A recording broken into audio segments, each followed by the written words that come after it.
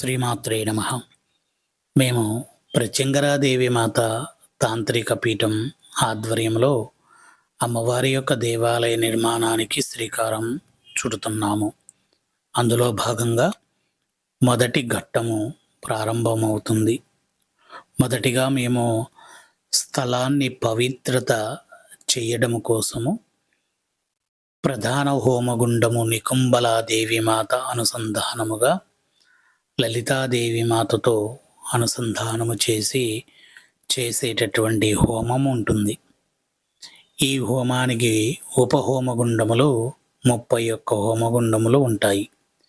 ఈ హోమగుండముతో కలిపి 32 హోమగుండములు అవుతాయి. ఈ 32 హోమగుండములకు 64 కృత్య దేవతలని పరివార దేవతలుగా ఉంచడం జరుగుతుంది.